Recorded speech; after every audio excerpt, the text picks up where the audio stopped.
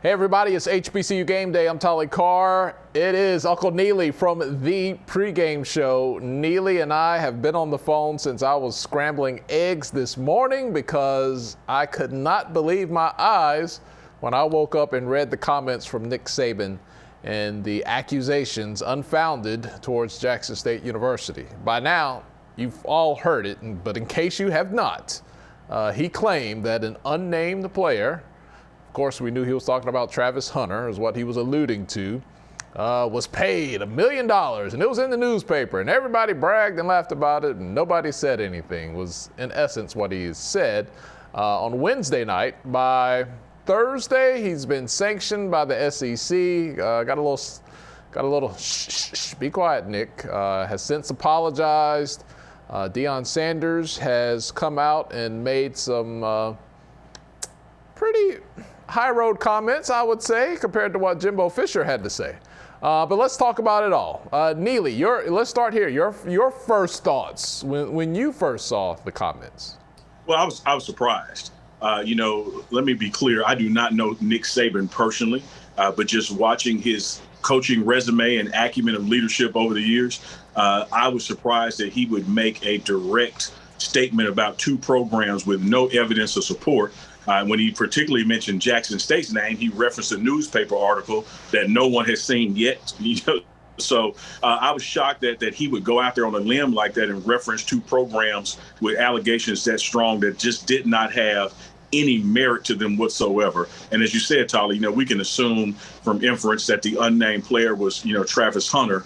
And so the insult to him and his family, that the only reason they would pick a Jackson State or a HBCU would be for some immediate NIL financial gain, it's really insulting.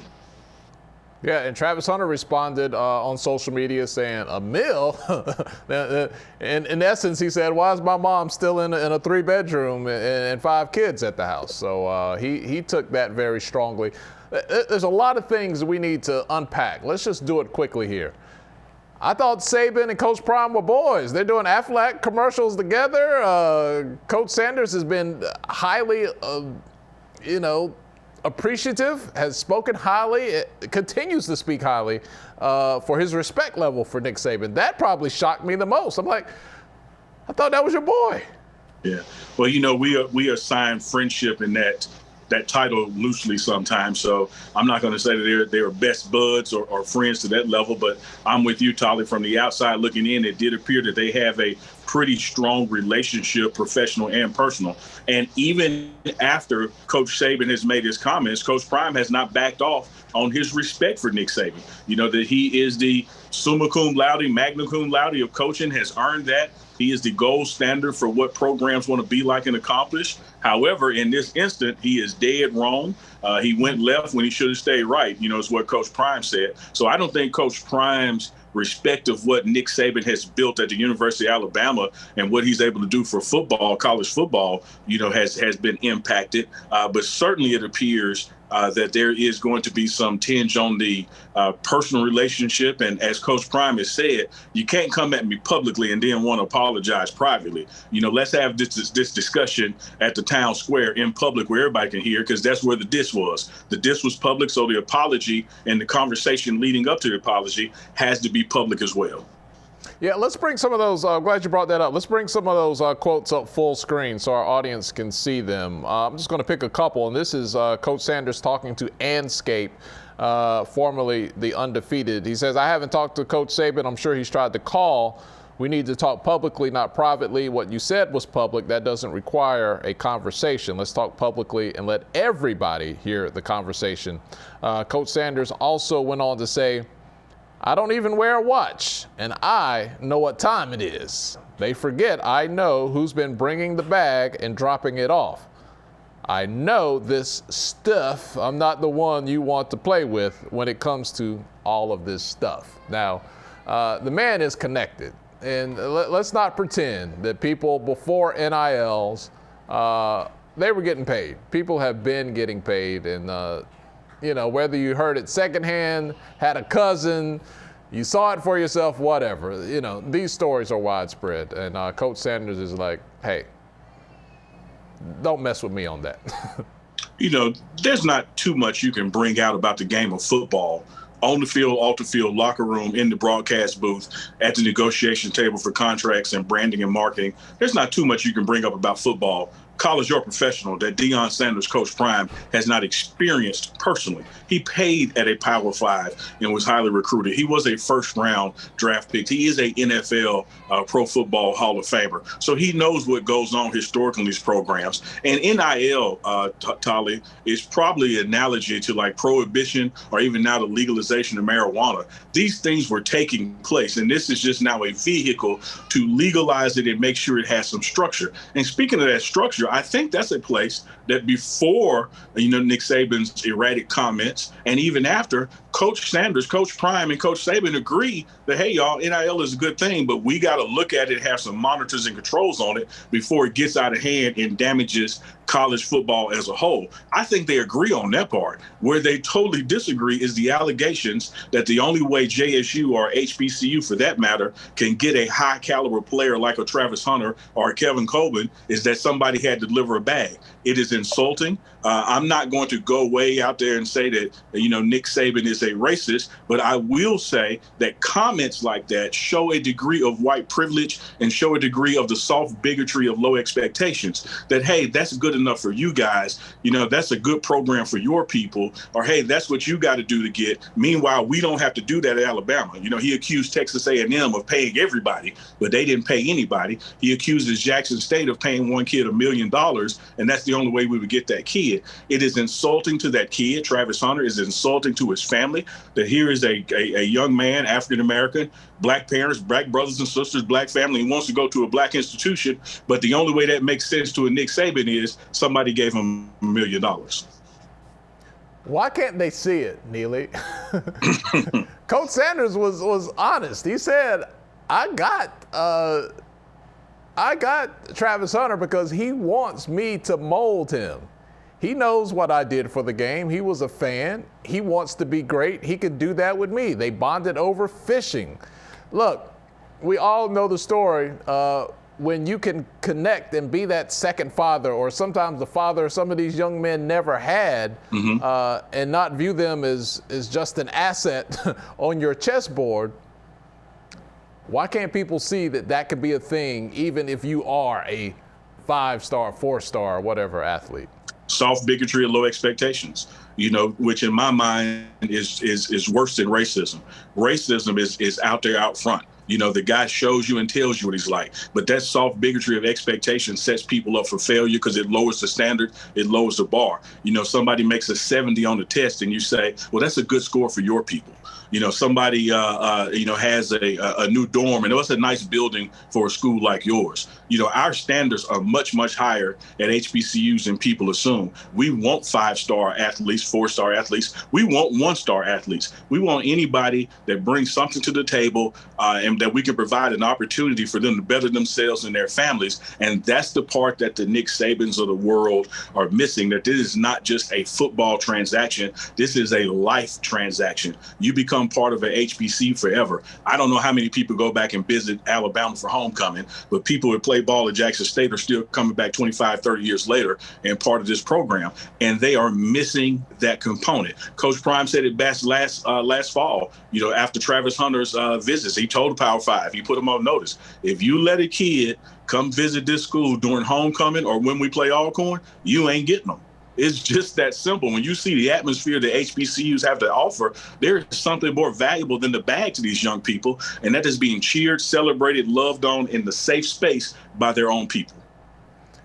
James Houston said it very early on in his 1 year at Jackson State. Now, this man played at the University of Florida. I mean, Ungawa, I got that Gator power. He said, I have never seen anything like this. I think his exact quote was, nothing like this. I've seen nothing like this. He was totally enamored about playing in front of people that looked like him. And you could physically tell it had an impact on him. Yeah, you can. Once upon a time, Tolly, you had to seemingly go to other places to be seen. to be heard because HBCU games were not being broadcast. There was no such thing as the internet or Twitter or Instagram where you could get information out with the push of a button. But now, with all those social media feeds and games being showed on schools' networks and even ESPN various platforms when that opportunity comes, metrics are a push of a button away. Game footage, huddle accounts are a push of a button away.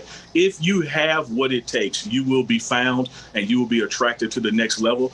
And you can get there from HBCUs. You can get there from Jackson State University. You can get there from having a coach like Deion Sanders.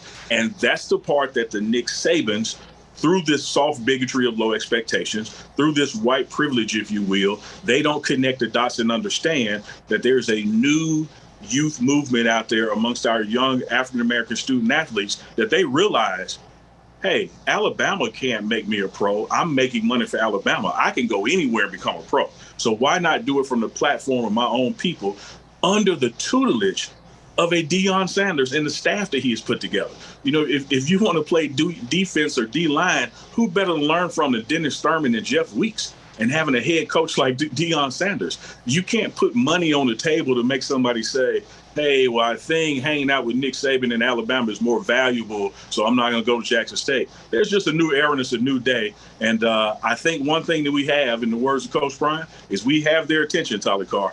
We have their attention. I was about to ask you, are they getting a little scared? Are we seeing something that's based out of a little bit of fear here? I believe so. One of the things about this beautiful country that I am proud to live in and be from, called America, is that racism and institutionalized racism is such a fabric of the American culture that anytime you start talking about fairness, it comes across as some form of racism skewed the other direction. So it's impossible to be pro-Black. It must mean that you're anti-white, and that's just not the case. There is enough space in the NCAA athletic structure where the HBCUs are Power Fives that you can get in where you're fitting in. We're not taking anything from anybody. We're just welcoming those who want to be in this safe space at African-American, predominantly historic institutions. And there's nothing wrong with that. So anybody who takes that as a threat was running some kind of scam, a con game, or being loose with the facts and figures, because it shouldn't be a threat at all. No more than Jackson State being threatened by a kid that wants to go to Ole Miss. That's his personal choice. But anytime you choose to do something for your people, now they want to complain. Now it must be something else nefarious going on behind the doors, because no way you would turn down a Power Five to go to an HBCU unless the bag is involved. And what I would challenge them, Tyler, is where the hell would we get the bag from? You're talking about HBCU. I didn't want to say it. Tyler, let's go there, because if you look at HBCUs, I want the audience to just do some digging, some quick research. When you look at HBCUs, we were all founded 1850, 1860, 1870, 1890, which is after Reconstruction. We are institutions set up when the government said, okay, it's post-slavery. Let's try to make something right. Let's try to be a little different. Let's set them some schools up over there. But from 1877 to about 1967, the only thing you could be was a preacher or a teacher. There's not too many millionaire preacher or teachers that can give back to a school and build a stadium. We are just now getting to where we have engineering schools and law schools, and some of us are developing medical schools and nursing programs where you can produce degrees that have high earning capacity and produce alumni that can give back at that level. We can't compete booster to booster with Texas A&M or Alabama. So when somebody comes to us, it ain't for the bag, it's for the love. Very well said. Very well said. That generational wealth works a lot better when you get a head start on it. It's kind of hard to play catch up in the generational wealth game. I'm not mad in hindsight because I'm thinking after these comments, if I'm a parent, and even if I'm a kid, and let's give this generation some credit. Every generation always likes to talk bad about the generation that follows them. This generation of kids have been a little more revolutionary than some of the ones that came before them. We've seen that with social justice across the country and with, someone like Travis Hunter who says, look, man, this is what I'm going to do. Mm-hmm. And I don't care if people haven't been doing this for a long time. This is what I'm going to do, and I'm sticking to my guns. I think this solidifies and even further entrenches Deion Sanders' mission at Jackson State. And again, I think if I'm a parent, I'm like, whoa, he said what? I don't know about that, Dick. I might want to look around a little bit. That didn't sit too well with me. I agree, Tolly. Sometimes the best thing you can do for your platform is to allow your opponent to speak. Just sit back and let them talk. And sometimes that message is louder and clearer than any sales pitch you can give. And I think what you've been hearing the past 2 years, or ever since the summer of George Floyd, you have been hearing these coaches at these Power Five try to adjust their sales pitch and kumbaya with these young black athletes, because they know that there is a cadre coming up of free thinkers who know and believe that they can make it from anywhere. So why not make it from the safe space of their own people in HBCUs and give back to their community? That is just something that is happening. It is a seismic shift. It is a watershed moment in our history of HBCU athletics. And it's something that is going to be here for a while. It ain't flipping back no time soon. So when you hear these sour grapes, who the hell would get mad at the playing field being leveled? No one's taking anything from you. We're just saying, hey, let's all start at the 1 yard line versus you starting at the 20 and me in the back of the end zone. We're saying let's all start at the goal line. And somebody's going like, oh, it ain't fair. They're doing this. They're cheating. Cheating because we want fairness and level playing field. So I say God bless the Shedeur Sanders, who made the decision to go to HBCU, to the Travis Hunters and the Kevin Coleman's who made the decision to go to HBCUs and did so of their own free will because they wanted to start, as they put it, a new wave and be the first of this pioneering effort where people come back to HBCUs. I say hats off to these young people. You know, the juxtaposition of what we have seen, Neely, was it early this week, late last week? I think Coach Sanders was on IG Live talking to all of his players, and you saw just, his ability to amplify. You just can't beat that. These are the type of relationships that exist across all HBCU universities, but you don't always get to see it and have it amplified when it's on his platform with millions of followers and interactions.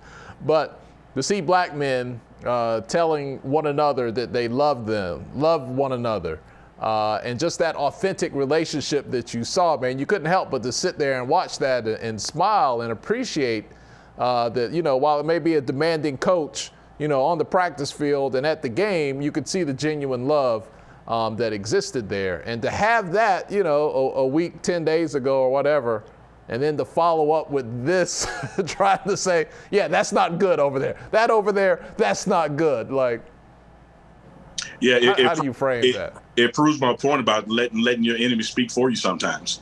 Anybody who watched those segments, and you can go to @Thee Pregame Show, our YouTube page, and you can see Coach Prime was on his Instagram feed interacting live with his players. I challenge you, Tolly, find me a Power 5 coach that knows that many of his players by names, knows their grade situations, knows where they're from, what they're up to, knows their personalities well enough to know if they're lying about having worked out or not.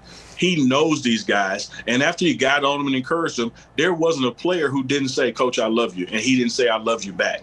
And you can't put a bag, if you will, an NIL deal, if you will, on the table that will make a young person want to navigate away from that. They're going to migrate toward it because they see the sincerity. So we're doing something special at Jackson State, doing something special under Coach Prime, doing something special for all HBCUs. And the more feathers of the Power Fives that it ruffles, or the more that, Nick Saban spouts out of the mouth and trying to say that we must be up to something no good if we're making it happen. I think it just pushes more people toward us, and the door's wide open. The tent is big. We want you all to come. Hey, and it's pretty good for web traffic for black-owned media. So, Nick, keep talking. Say something tomorrow, Nick. I mean, feel free. He said some things this evening trying to backpedal. He looked like a DB.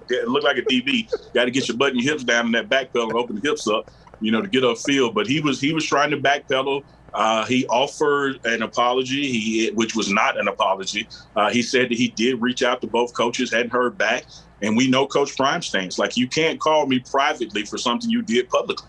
If you want to sort this thing out, let's sit down and do it public, because this was public. Coach Fisher, Texas A&M, said he's not taking this call. Got nothing to say to him ever again. So that fight over there is not our fight. But, Coach Prime says, look, Nick Saban, we can talk, but you got to talk to me in front of everybody because you dissed me in front of everybody. Oh, boy. Jimbo. Go look up what Jimbo had to say. He said, "There's the bridge. Here's the match." Whoosh. Yeah, he burned it. No going back. No love lost. There will not be a 50-yard line handshake if those two get together. I don't think. If so, it'll be one of those hardball quick ones. Yeah. Sure. Real quick. Man, what a dramatic day. Neely, my man, give me a fist bump on the screen. Bam. All right, man. Good to talk to you as always, man. Thanks for jumping on short notice, and thank you for your wisdom and your enlightenment, man. You know, usually we up here, cracking a few jokes, man, but you really brought some good stuff tonight, and I appreciate it, Neely. Man, I appreciate being here. As always, it's a wonderful partnership to shine the light on what we're doing for HBCU, starting in Jackson State, and your mission of an HBCU game day covering us all. It is needed. We don't need anybody else to tell our stories. I do want to point out one thing, Tolly Carr. The word of this segment was nefarious, and you've missed it. Oh, God. What was your class? What was your class in Jackson Word State? power. Word power. Young people out there, old people out there, get you a dictionary thesaurus, learn a new word every day, Malcolm X. And today, May 19th, is Malcolm X's birthday. He said, a man's world is only limited to his vocabulary. I dropped nefarious on Tolly Carr, and he missed it. Oh, man, I was thinking about Fried Chicken Wednesday, man. All right. The Pregame Show. Talk about soft bigotry and low expectations. Why not work in watermelon, Tolly? Well, see, they gotta watch us from week to week. We carry the inside joke, man. They gotta follow along. They gotta follow the breadcrumbs. All right, he's Uncle Neely, The Pregame Show. Check him and Charles Bishop out. We'll talk to you guys later on.